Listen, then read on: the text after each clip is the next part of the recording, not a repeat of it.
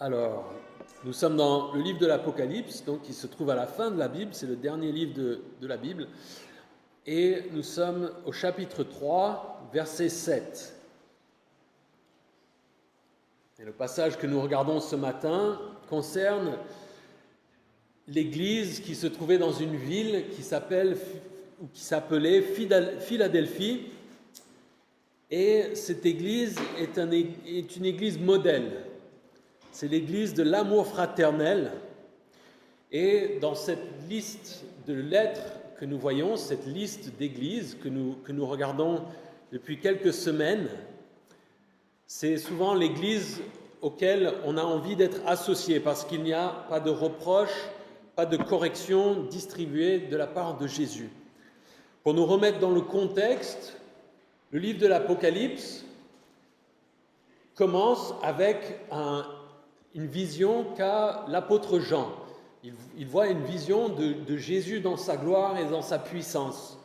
Et à la fin de cette vision, Jésus lui dit « Je veux que tu écrives des lettres que je vais te dicter pour les amener ensuite aux églises dans cette ville. » Et cette ville se trouvait à l'époque où Jean écrivait, aux alentours de 100 de notre ère, début du 1er siècle, fin du 1er siècle, et il va s'adresser à 7 églises, l'église d'Éphèse, l'église de Smyrne, l'église de Pergame, l'église de Thyatire, l'église de Sardes, l'église de Philadelphie que nous regardons aujourd'hui, et l'église de Laodicée. Donc ce sont des villes qui se trouvaient en Asie mineure, qui se trouvent pour certaines encore là-bas, pour certaines il n'y a plus que des ruines, et il s'adresse aux églises qui se trouvent dans ces villes avec différentes choses à leur dire. Et aujourd'hui, nous regardons, et depuis quelques semaines, nous regardons le fait que c'était principalement des messages qui étaient adressés aux églises dans leur contexte historique au moment où Jean écrit. Mais dans la Bible, nous croyons qu'il y a aussi une dimension prophétique qui parle de l'avenir. Et ces 7 lettres, je pense, s'adresse à l'histoire de l'Église et sont symboliques de différents courants et périodes dans l'histoire de l'Église chrétienne dans le monde. Et aujourd'hui, nous n'allons pas nous attarder sur cet aspect-là. Dans 2 semaines, nous ferons un survol très rapide de l'histoire de l'Église et en faisant un rapprochement de ces différentes églises et des caractéristiques et des périodes dans l'histoire de l'Église depuis le début de l'Église à la Pentecôte et jusqu'à aujourd'hui, en toute humilité, mais en regardant, il y a beaucoup de détails qui sont très intéressants. Et donc cette lettre commence avec le même modèle que les autres lettres, écrit à l'ange de l'église de Philadelphie. On avait dit que le mot ange pouvait se traduire aussi par messager, et qu'on n'est donc pas sûr s'il s'agit de quelque chose qui est symbolique de l'église qui se trouve à Philadelphie, si c'est une lettre qui doit être amenée au pasteur, qui peut être considéré un petit peu comme le messager envers cette église, ou si c'est l'idée d'un ange réel, dans le sens surnaturel qu'on associe à ce mot ange. Mais en tout cas, il écrit à cette église de Philadelphie et il commence en disant « Voici ce que dit le Saint, le véritable, celui qui a la clé de David, celui qui ouvre et personne ne pourra fermer, celui qui ferme et personne ne pourra ouvrir. » Il s'adresse à l'église à Philadelphie et c'est intéressant dans toutes ces lettres de regarder le contexte de la ville en question et d'essayer par la Bible et par l'histoire et l'archéologie, de comprendre un petit peu le caractère de ces villes. Et ça nous donne du relief au message que nous avons dans la Bible. Cette ville de Philadelphie, le mot veut dire la cité de l'amour fraternel. Et des 7 villes dont il est question ici, c'était la plus récente ou la plus jeune. Elle avait été fondée 200 ans avant Jésus-Christ. C'était une petite ville dans le royaume de Lydie, dont nous avons parlé la semaine dernière concernant la ville de Sardes, avec le roi Crésus notamment. Et cette ville avait été fondée par un certain Eumène II de Pergame, d'après les historiens et les archéologues. Et ce Eumène II nomme la ville en l'honneur de son frère et son futur successeur qui s'appelait Attal II, dont la loyauté lui avait valu le surnom Philadelphos, littéralement celui qui aime son frère. Et donc le roi, il a un frère et son frère est tellement loyal et l'aime tellement qu'il se dit, on le surnomme Philadelphos, je vais nommer la ville en son honneur. Et c'est de là que vient le nom de la ville. C'était une ville qui va prendre une position importante dans l'idée de répandre la culture grecque dans ce territoire d'Asie mineure, ce qui est aujourd'hui la Turquie. Ça va être un petit peu comme une base avancée qui va répandre la langue, la culture, les coutumes dans cette partie de l'Asie mineure au cours de l'histoire. Elle se trouvait sur une route importante entre deux villes, Sardes et Laodicée. Sardes qu'on a regardé la semaine dernière et Laodicée qu'on verra la semaine prochaine. C'était une ville prospère, comme certaines des villes que nous avons déjà regardées. Et cette ville, en étant un peu on va dire un exemple de la culture de l'hellénisme, ressemblait et avait beaucoup de temples qui ressemblaient beaucoup à Athènes. On l'appelait la petite Athènes, d'après les historiens. Mais cette ville, avec cette position et ce rôle, on va dire, subissait régulièrement des tremblements de terre. Et d'après les historiens et les archéologues, notamment en 17 avant Jésus-Christ, elle va être complètement détruite par un grand tremblement de terre. Et ça va faire que son développement va être freiné, elle ne va pas se développer dans l'histoire, elle va souvent être détruite puis reconstruite, mais ça va toujours être un problème, on va dire, pour cette ville. Et donc, Jésus s'adresse à elle et lui dit, « Voici ce que dit le Saint, le véritable, celui qui a la clé de David, celui qui ouvre et personne ne pourra fermer, celui qui ferme et personne ne pourra ouvrir. » On avait dit, et je peux encore le répéter ce matin, que le livre de l'Apocalypse, parfois, quand on le lit au premier abord, on a l'impression de tomber un peu dans une histoire d'Indiana Jones, avec la clé de David, Philadelphie, avec des portes ouvertes que personne ne peut fermer, etc., etc. Des choses un peu... on va voir un petit peu plus loin dans les versets, les questions de la synagogue de Satan, on pourrait en faire des films, et parfois il faut aller chercher, le livre de l'Apocalypse, c'est un livre qui fait beaucoup référence au reste de la Bible. Et donc souvent il faut aller chercher, se dire tiens, qu'est-ce que c'est? Et on trouve des références ailleurs. Et Jésus commence en disant je suis le Saint, c'est-à-dire celui qui est mis à part, qui est séparé, qui est comme Dieu, parce qu'il est différent des hommes, qui est véritable dans le sens où il est authentique, il est vrai, c'est pas une contrefaçon, c'est pas un Dieu, un faux Dieu, un Dieu contrefait, mais vraiment Dieu. Et il dit qu'il est celui qui a la clé de David. Alors c'est quoi cette clé? Il en est question dans un livre qui s'appelle Ésaïe, dans l'Ancien Testament, Ésaïe 22, avec le roi David qui se trouvait à Jérusalem et qui avait un serviteur qui avait la clé, entre guillemets, de la forteresse, de la partie fortifiée de la ville à Jérusalem. Et dans cette histoire, dans Ésaïe, il y a un serviteur à qui on a confié les clés. C'était un rôle, c'était un honneur d'avoir ces clés. Et la personne qui les avait n'en était pas digne et abuse de sa position et de son influence. Et on lui enlève en quelque sorte les clés et on les confie à quelqu'un d'autre. Et on voit dans cette histoire qu'il est donc question d'une symbolique d'autorité. Une question un petit peu comme aujourd'hui on donne la clé de la ville au maire ou à des dignitaires. Il y a cette idée de c'est celui qui contrôle, celui qui a la possibilité d'accorder l'accès ou de fermer. Et donc c'est une question d'autorité. Et dans le début du livre de l'Apocalypse, au verset 18, donc Apocalypse 1, 18, Jésus disait « Je détiens les clés de la mort et du séjour des morts ».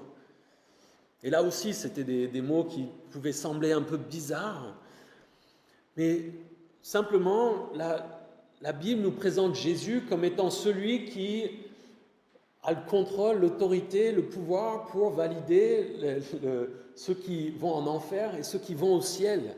Et ça peut être un petit peu vu de cette manière-là comme quelque chose de très négatif, un petit peu comme le geôlier qui contrôle, qui dit ah, attention, si ça ne se passe pas bien, moi je vais te mettre en prison ou en enfer, etc. etc. Ici, c'est quelque chose avec l'idée de quelque chose de très positif, de très bon, parce que la Bible nous annonce que sans Jésus, nous sommes destinés à l'enfer, parce que nous avons un problème de péché, un problème de séparation d'avec Dieu. Et Jésus, c'est celui qui a ouvert les portes, qui nous permet de pouvoir venir à lui, être réconciliés avec Dieu et d'avoir cet espoir du ciel. Et donc, Jésus est celui qui a cette clé de David, celui qui ouvre la porte et personne ne pourra fermer, et celui qui ferme et personne ne pourra ouvrir. Là aussi, c'est la citation d'Ésaïe 22.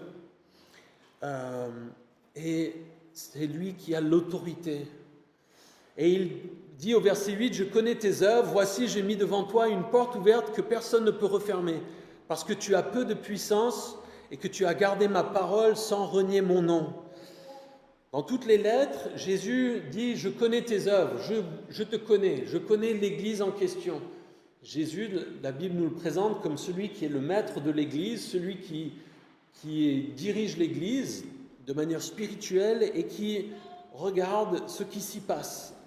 Et pour la plupart des églises que nous avons regardées, il a surtout des reproches à faire, il a des choses à corriger. Il leur dit, je connais tes œuvres, vous avez ça et ça de bien, mais il y a des problèmes, il faut que tu changes de comportement. Ici, avec cette église à Philadelphie, il n'y a pas de correction, il n'y a pas de reprise, il n'y a pas de choses qui ne vont pas. Et donc c'est quelque chose de très encourageant. Et il leur dit, j'ai mis une porte ouverte devant toi que personne ne peut refermer. Alors là aussi, on se dit, mais qu'est-ce que ça veut dire cette porte ouverte ? Qu'est-ce que c'est ? Dans le Nouveau Testament, il est 4 fois question d'une porte ouverte. Et à chaque fois, c'est l'idée d'une porte qui est ouverte, c'est l'idée d'une opportunité qui est donnée pour annoncer l'Évangile, annoncer le message de la Bible, annoncer Jésus-Christ et ce qu'il a fait pour l'homme.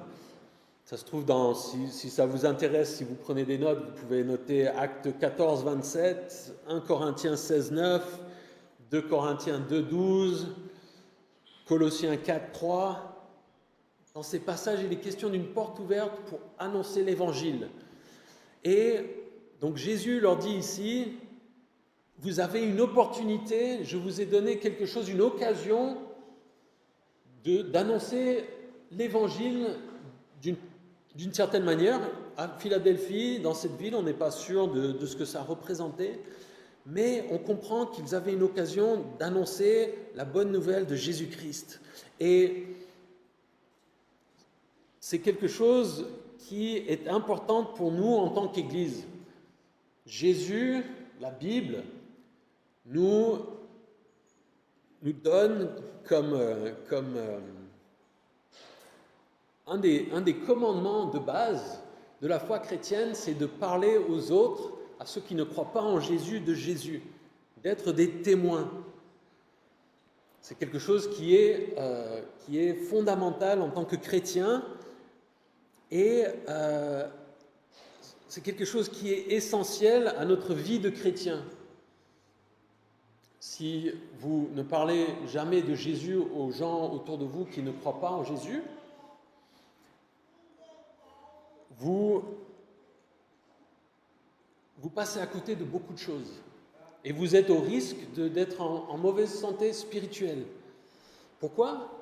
Parce que parler de Jésus va vous obliger à mieux connaître vos Bibles, à mieux connaître ce dont vous parlez, et quand vous devez échanger, il va y avoir des moments où vous allez être confronté à des choses où vous n'avez pas la réponse, vous ne savez pas comment... et ça va faire grandir, renforcer votre foi. C'est un petit peu comme de l'exercice.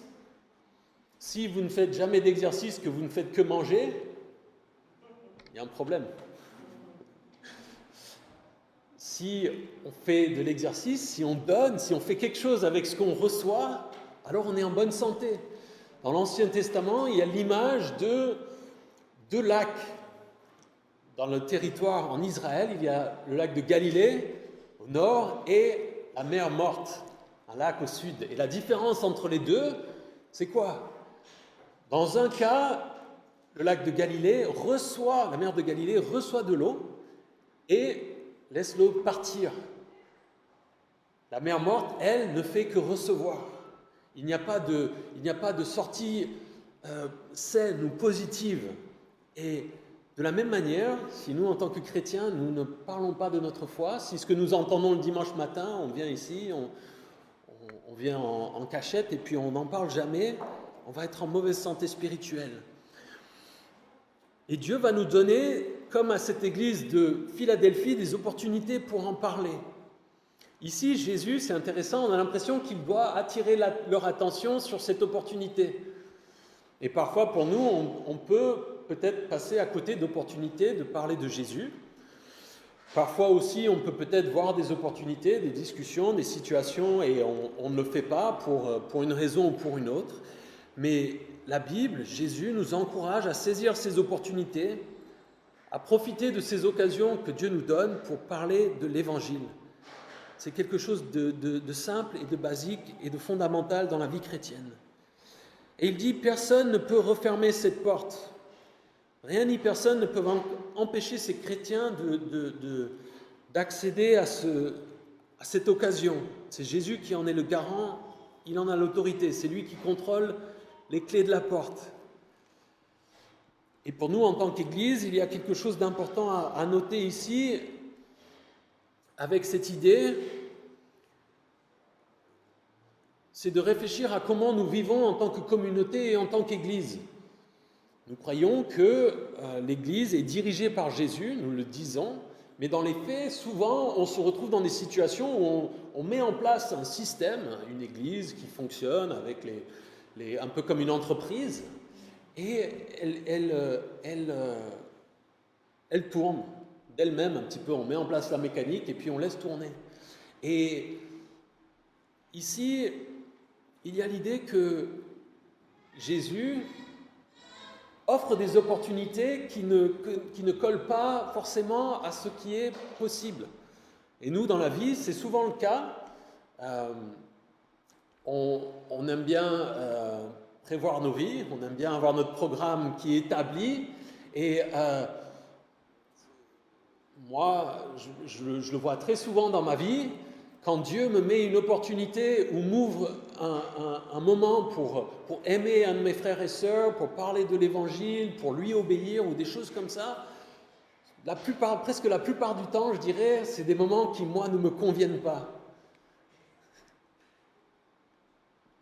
Ce n'est pas des moments où Jésus ne vient pas, je ne suis pas en train de prier et puis j'entends la voix de Jésus qui me dit « Est-ce que tu as un moment dans ton planning cette semaine mercredi à 13h, je peux, si tu veux, Jésus, j'ai 45 minutes. » Non, on est dans la vie, on est en train de faire des choses. Moi, des fois, je suis ici à l'église et puis il y a des gens qui viennent frapper ici à la porte, vous voyez qu'il y a marqué église et je suis en train de faire des choses. Mais il y a une opportunité qui est là, qui vient quand je ne m'y attends pas. Peut-être pas le meilleur moment pour moi d'ailleurs. Et en tant qu'église, nous devons faire attention de ne pas tenir trop fermement à notre mécanique d'église.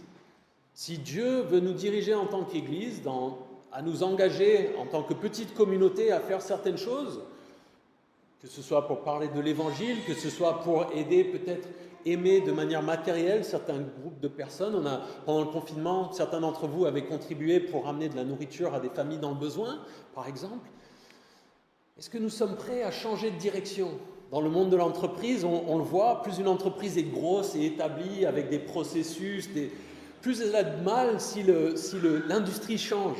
S'il y a un changement dans ce qui est attendu de l'entreprise, plus elle est grosse et il faut être agile, il faut pouvoir changer de direction, de cible. Et nous, en tant qu'Église, on doit être agile, on doit pouvoir être dirigé par Jésus. Et si on a le sentiment dans la prière, dans notre vie d'église, si on voit qu'il y a une certaine catégorie de personnes qui commencent à venir à l'église, s'il y a des choses qui arrivent, on doit être rapide pour changer de direction. Et c'est intéressant ici parce qu'il leur dit, je vous ai ouvert cette porte parce que tu as peu de puissance. Qu'est-ce qu'il veut dire par ça? Il ne veut pas dire qu'ils n'ont pas de puissance, absolument pas. Il veut leur dire, vous en avez un petit peu. Et ça, c'est quelque chose là aussi qui est intéressant, parce que quand on comprend qu'on a des capacités, mais qu'on n'est pas non plus le meilleur du monde, ça change notre comportement. On ne fait pas les malins. Si vous êtes dans un domaine et que vous croyez le plus fort, le meilleur du monde, vous allez vous conduire d'une certaine manière, vous allez faire des choses que vous allez peut-être regretter, vous allez peut-être vous retrouver dans des situations où vous vous rendez compte que vous n'êtes pas le meilleur, que vous n'êtes pas le plus fort. Et ici, l'idée, c'est que l'Église, qui est dirigée par Jésus, elle doit aussi dépendre de Jésus et de sa direction et de sa provision. Il faut qu'on comprenne qu'on peut arriver à une certaine masse critique, encore une fois, en tant qu'organisation, où on a suffisamment d'argent, de moyens, et on décide, nous, ce qu'on a envie de faire tout le temps. Et on peut s'éloigner et faire un peu n'importe quoi, pas ce que Dieu veut pour nous en tant qu'Église. Et il faut simplement qu'on se rappelle, et c'est quelque chose là aussi qui est basique et fondamental avec la foi chrétienne, c'est l'idée que par nous-mêmes, vis-à-vis de Dieu, nous n'arrivons pas à mériter quoi que ce soit.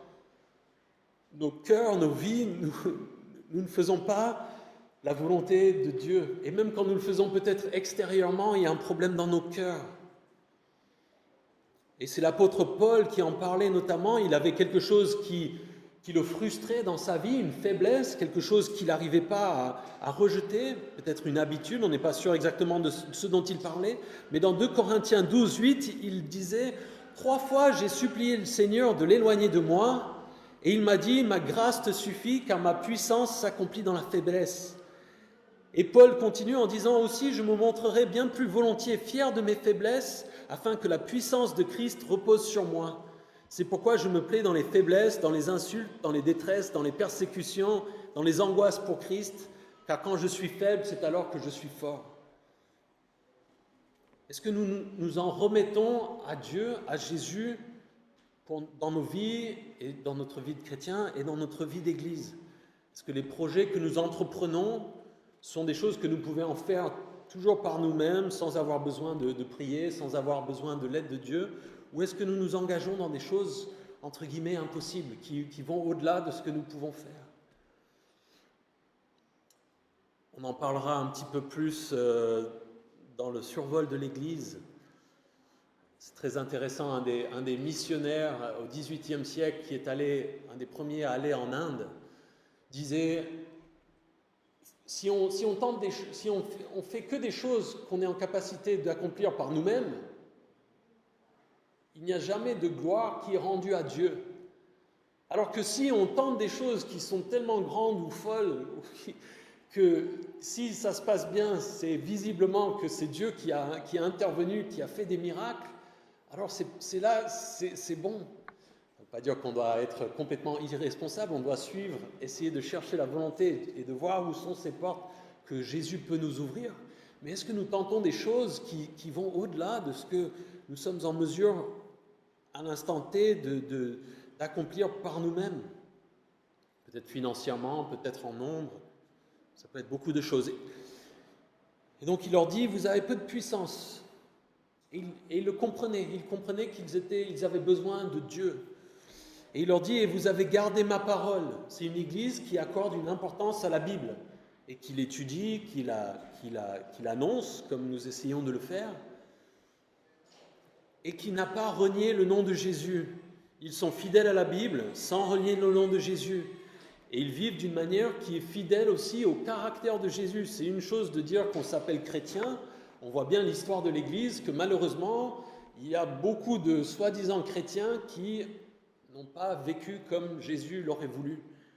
Souvent, quand on commence à parler de Jésus, de la Bible, les gens nous disent « Ah oui, l'Église, mais le Moyen-Âge, les croisades, etc., etc. On comprend aujourd'hui, quand on pense à l'Église catholique dans l'actualité, malheureusement, ce n'est pas forcément des choses, des comportements qui sont dignes de Jésus. Et donc il faut être fidèle à Jésus, à son nom. Et cette idée d'être fidèle au nom de Jésus, il y a aussi l'idée que nous reconnaissons que Jésus est le seul moyen pour être sauvé.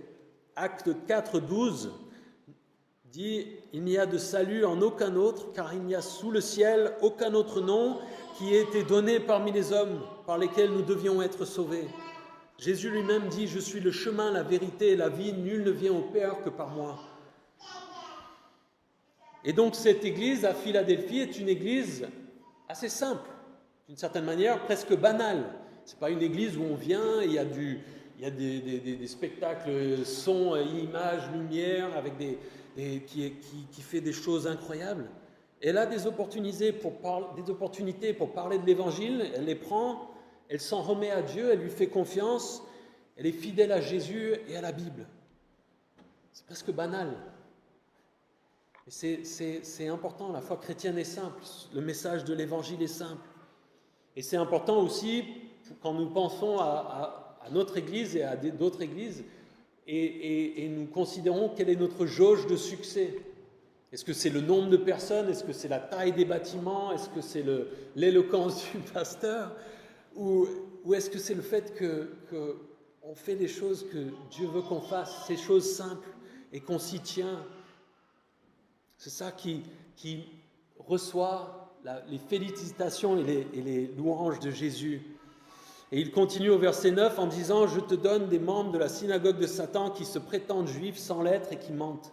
Je les ferai venir se prosterner à tes pieds et reconnaître que je t'ai aimé. » Nous en avons déjà parlé avec l'église de Smyrne. Les Juifs, à cette époque, persécutaient les chrétiens, qui étaient une foi naissante, qui n'avaient pas encore de force pour se défendre, et ils étaient souvent persécutés par les Juifs. Et ici, Jésus leur dit en quelque sorte, je vais vous donner raison face à ces Juifs qui rejettent Jésus, qui rejettent de reconnaître qu'il est le Messie.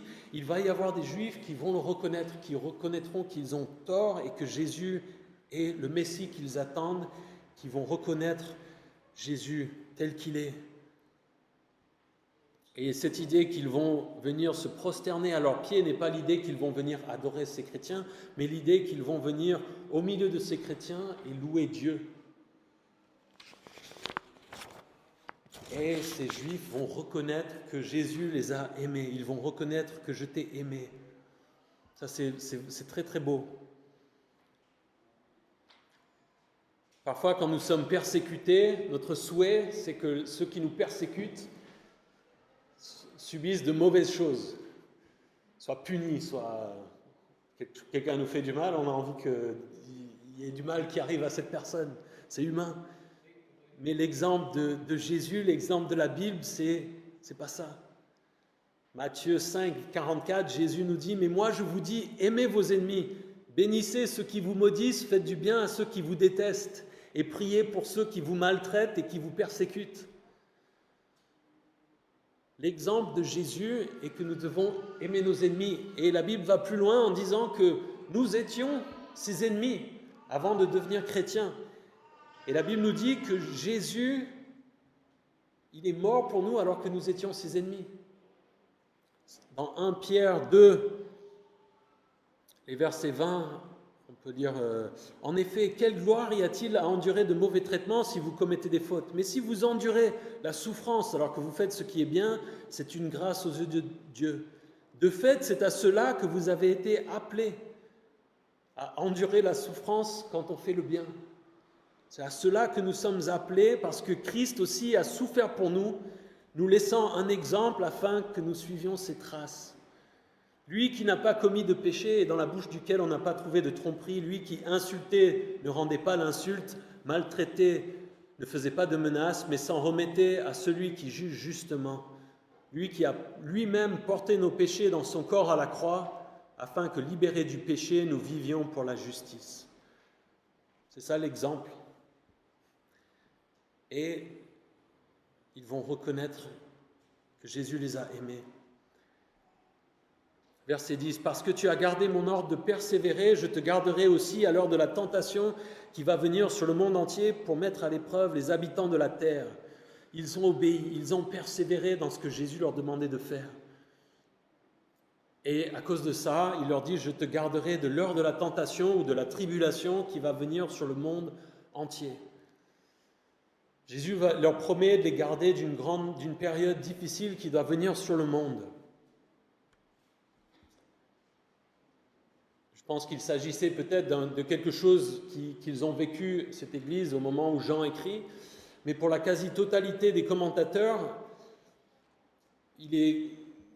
ce passage, ce verset, les gens pensent qu'il y a référence à ce qu'on appelle la grande tribulation, qui est une période de 7 ans de grands cataclysmes qui est expliqué et annoncé, qu'on va regarder plus tard dans le livre de l'Apocalypse. Et donc je passe un petit peu dessus et nous reviendrons sur ce verset, ne soyez pas frustrés, venez à un autre moment, je vous laisse sur votre faim, si vous êtes curieux. Et Jésus leur dit, je viens bientôt. Ce bientôt peut être traduit par dans quelques instants, ou ça peut aussi être traduit par l'idée de quelque chose de soudain et d'inattendu. Je vais venir d'une manière qui va vous surprendre, à un moment où vous ne vous y attendrez pas. Et c'est quelque chose là aussi que la Bible nous explique et nous annonce, que Jésus, à un moment donné, va revenir, mais qu'on ne sait pas quand. Les mouvements d'église qui vous disent, oui, Jésus il revient, et ils vous donnent une date et ils disent, soyons prêts, ça c'est pas biblique. Tiens ferme ce que tu as. Cette église ne doit pas perdre cette solide fondation qu'elle a, elle doit rester fidèle à ce qu'elle est déjà en train de faire. Il leur dit continuez, et il leur dit afin que personne ne prenne ta couronne. Ici, c'est l'idée d'une couronne de vainqueur, d'un trophée comme on pourrait l'avoir en sport. Il est en train de leur dire ne vous arrêtez pas de courir, ne vous arrêtez pas de jouer.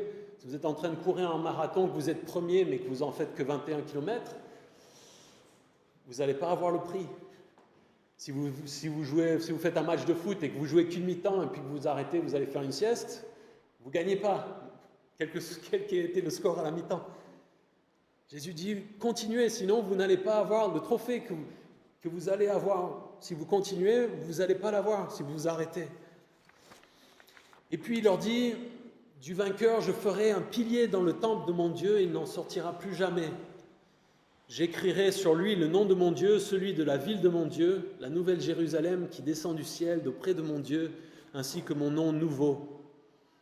Le vainqueur, ceux qui tiennent bon, qui gardent ses bonnes bases et qui sont prêts pour un retour de Jésus n'importe quand, ce sont les vainqueurs. Et Jésus leur promet d'être comme un pilier dans le temple de Dieu. C'est quelque chose qui est un petit peu marrant quand on y pense. Si on vous dit oui, vous pouvez être un pilier pendant toute une éternité, c'est pas forcément quelque chose où on se dit chouette, ça me donne envie d'aller au ciel. Mais ici, l'idée, en fait, et surtout dans l'Antiquité, au moment où il écrit, c'est que les piliers, c'était un symbole de puissance, de stabilité et de grande beauté. Souvent, quand on parle des temples antiques, ce qui frappait les gens, c'était la taille et la beauté des piliers. Souvent, tel ou tel temple était renommé parce qu'il avait un certain nombre de piliers qui faisaient telle et telle taille. Quand on regarde les écrits historiques, archéologiques. Et c'est intéressant quand on repense au contexte de la ville de Philadelphie, qui était une ville qui subissait les tremblements de terre. Là aussi, il y a l'idée, dans les tremblements de terre, que ces piliers tenaient bon. Aujourd'hui, si vous tapez Philadelphie, vous allez trouver sans doute la ville aux États-Unis, mais si vous cherchez un peu plus loin, vous trouverez les ruines de cette ville-là. Et il y a encore les piliers, ils sont encore là. Vous avez déjà vu des photos des temples antiques, et souvent ce qui reste, c'est des piliers qui ont tenu pendant des millénaires. Ce sont des choses stables au milieu des tremblements de terre. Et Jésus, en quelque sorte, leur dit, je veux vous offrir la même stabilité, cette même base, cette tranquillité. Vous qui avez l'habitude, dès qu'il y a un tremblement de terre, de devoir vous enfuir de la ville parce que vous risquez de vous prendre des pierres sur la tête, qui vivez dans cette incertitude, Je veux vous donner une stabilité, une tranquillité, une paix. Et aujourd'hui, dans les temps que nous vivons, est-ce qu'il y a de l'incertitude? Est-ce qu'il y a de l'instabilité dans la vie? Oui, on le voit. On voit qu'on a l'impression que plus ça va, plus on est incapable de planifier les choses au-delà d'une semaine. Il y a de l'incertitude, il y a de l'instabilité et Jésus veut que nous soyons tranquilles en lui, que nous ayons la paix. Dans la Bible, Jésus nous est présenté comme la fondation, le rocher sur lequel nous appuyer. Et en quelque sorte, il nous dit, venez, moi je suis le rocher, vous pouvez être les piliers. Quelque chose de stable, et on peut être quelque chose de stable dans le monde, pour le monde autour de nous, en tant qu'individu, mais aussi en tant qu'Église. Et c'est quelque chose de beau. Et la question des noms est quelque chose d'approprié aussi, parce que c'était quelque chose qu'on faisait pour rendre honneur aux gens. On inscrivait leurs noms sur les piliers. Comme aujourd'hui, on peut mettre des plaques avec les noms de personnes célèbres sur les rues. On nomme une rue à l'honneur de quelqu'un, ou on nomme un bâtiment ou un stade, quelqu'un qui a contribué, on va lui mettre une plaque en disant ce stade a été construit grâce à monsieur le maire et grâce au préfet et compagnie. Dieu nous dit en quelque sorte, vous pouvez être honorés dans le temple de Dieu au ciel, ce qui est quelque chose d'incroyable, parce que la Bible nous explique que nous ne méritons rien. Ce n'est pas nous qui arrivons à mériter la faveur de Dieu. Nous recevons simplement. La Bible nous présente en fait comme des enfants. Moi j'ai un fils qui a 2 ans et demi et des fois il veut m'aider. Et quand vous avez un petit enfant comme ça qui veut vous aider, vous lui dites, bon, vas-y viens, mon fils s'appelle Django, je lui dis, viens Django, aide-moi, je sais pas moi, ranger quelque chose, à sortir mes outils, à les trimballer. Et on sait très bien que Django, il m'aide pas vraiment. il est plus dans mes pattes qu'autre chose.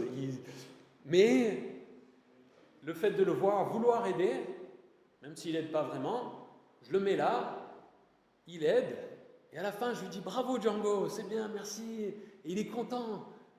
Et la Bible nous présente d'une certaine manière comme ça.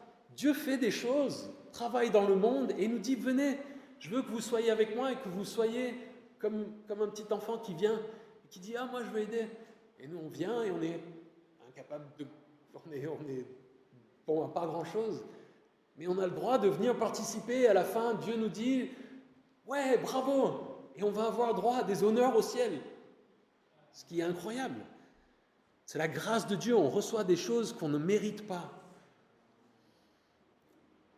Que celui qui a des oreilles écoute ce que l'Esprit dit aux églises. Cette petite phrase se trouve dans chacune de ces lettres et les termine et est un encouragement à tous les chrétiens à écouter ces choses. Il parlait à cette église à Philadelphie à ce moment-là, mais il dit, si vous avez des oreilles pour écouter, pour entendre, écoutez. Et nous voulons donc, en tant qu'Église et en tant que chrétiens, écouter parce que nous aimerions avoir des félicitations de ce genre de la part de Jésus. Et donc, pour nous, ça doit être un encouragement ce matin à rester fidèles au nom de Jésus, à la Bible, à saisir les opportunités que Dieu nous donne, à parler de lui et de l'Évangile, et à dépendre de Dieu pour notre force et de nous en remettre à lui. Et ça implique en grande partie le fait de prier. Et donc c'est ce que je souhaite à notre Église. Je pense que dans bien des aspects, nous faisons, on va dire, bonne route, mais nous devons grandir encore dans ces choses et veiller à garder le cap, à tenir fermement. Je vais donc prier. Ça termine notre temps dans ce texte.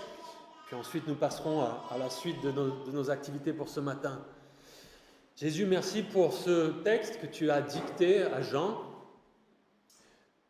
Nous voulons être une église qui te fait plaisir. Nous voulons être des disciples, des chrétiens qui te font plaisir. Nous voulons t'obéir. C'est toi le chef et nous voulons être fidèles. Aide-nous à à nous attacher en tant qu'individus et en tant qu'Église à ces bases, ces choses simples et essentielles de la foi chrétienne, à ne pas nous laisser détourner et à reconnaître et à te laisser nous diriger et nous montrer dans quoi nous devons nous engager en tant qu'Église. Merci mon Dieu pour le fait que tu es vivant et actif, que tu n'es pas un Dieu qui est parti et lointain, mais nous croyons que tu es à l'œuvre. Et nous t'en sommes reconnaissants. Merci pour ce temps ensemble. Je te remets maintenant le temps de partage. Sois content là aussi de ce que tu entends et vois parmi nous. En ton nom nous prions. Amen. Amen.